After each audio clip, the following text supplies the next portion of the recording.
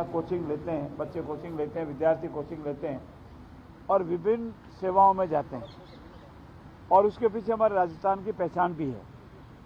लेकिन धीरे धीरे कर कुछ ऐसी घटनाएं घटित हुई जिसे ठीक नहीं माना जा सकता। विद्यार्थियों पर मानसिक दबाव और यहाँ तक कि उनके द्वारा सुसाइड करना, तो दोनों के बीच में बैलेंस रख करके हम प्रयास कर रहे हैं कि इस कोचिंग सेंटर विधेयक को लावें। हम अभी सुन रहे हैं सभी विधायकों को, उनका पक्ष और विपक्ष सुन रहे हैं। जैसी भी आवश्यकता पड़ेगी उसी अनुसार इसे निर्णय लिया जाएगा। आज राजस्थान विधानसभा में 2 महत्वपूर्ण विधेयक पारित हुए हैं।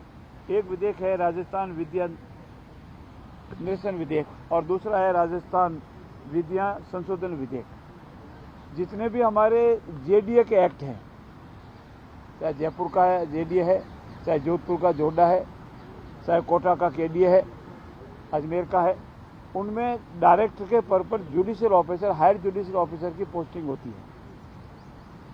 माननीय सर्वोच्च न्यायालय ने दिल्ली के डीडीए के एक फैसले में ये माना है कि आर्टिकल 50 कॉन्स्टिट्यूशन ये कहता है कि लोक सेवाओं में जुडिशरी को अलग करो, कार्यपालक को अलग करो, और ये प्रिंसिपल सबके लिए बाध्यकारी बनाया है। लेकिन उन्होंने डीडी के जुडिशियल ऑफिसर के डायरेक्टर के पद पर माना, उसको अवैध माना।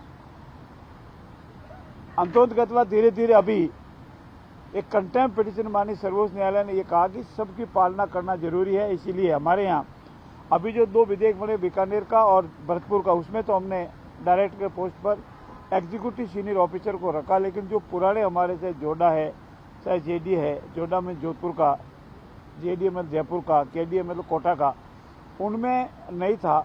तो आज हमने विधेयक के द्वारा जुडिशियल ऑफिसर के स्थान पर डायरेक्टर जुडिशियल के पद पर डायरेक्टर का पोस्ट में एडमिनिस्ट्रेटिव ऑफिसर को मुकर होगा, ये प्रस्ताव पारित किया है।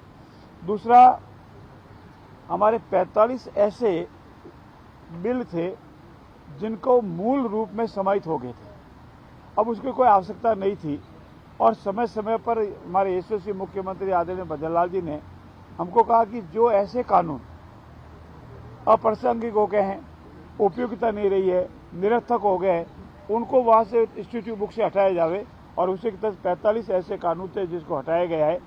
आज दोनों ही बिल ध्वनिमत से पारित हुए हैं।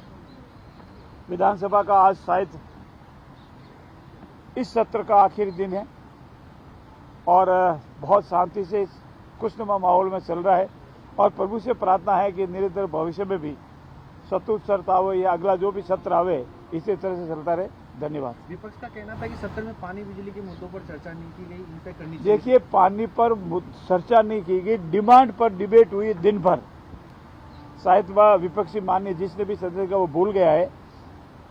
पानी की डिमांड पर पूरे दिन चर्चा हुई, उसमें पानी की डिमांड पर दिन भर बोलने के बाद मंत्री का जवाब हुआ, इसलिए ये कहना गलत है।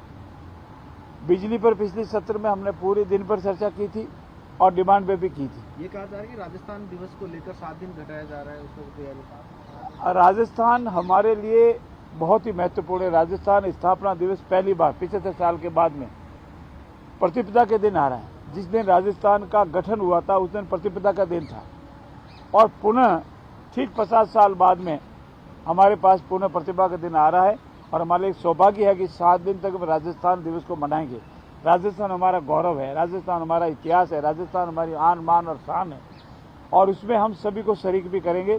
और प्रतिपदा के दिन जो हमारे मुख्यमंत्री ने घोषणा की है, वर्ष के प्रथम दिन, हिंदू संस्कृति के वर्ष के प्रथम दिन हमेशा इस राजस्थान का स्थापना दिन मनाएंगे, क्योंकि जिस दिन बना था उस दिन हमारे हिंदू सहस्त्र वर्ष के अनुसार इसकी स्थापना हुई थी और उसी अनुसार भविष्य में मनाएंगे। एक समाजवादी पार्टी ने जिस प्रकार से राणा संघा को लेकर टिप्पणी की है, आप बहुत दुखद घटना है। इंडियन नेशनल कांग्रेस का साथी दल जो पार्लियामेंट में उनके सहयोगी दल है, उसने हमारे महाराणा सांगा पर जो टिप्पणी की वो बहुत ही निंदनीय है। राणा सांगा का इतिहास उन्होंने पढ़ा नहीं। राणा सांगा ने इस देश की, इस मातृभूमि के लिए त्याग किया, तपस्या की, जितने भाले खाए उतना शायद इतिहास में आज दिन तक किसी ने नहीं किया। राणा सांगा हमारे लिए बहुत ही सम्मानीय है और उनके गौरव, उनके इतिहास, उनके त्याग, उनकी तपस्या को हम कभी नहीं भूल सकते और उनके प्रति इस तरह के शब्दों का प्रयोग करना पूर्ण रूप से निंदनीय है।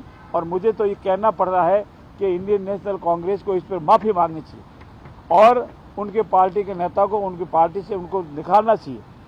ऐसे व्यक्ति निंदनीय, वो भी पार्लियामेंट में ऐसे निंदनीय व्यक्ति देवे, उस व्यक्ति को ऐसा बोलने का कोई अधिकार नहीं है।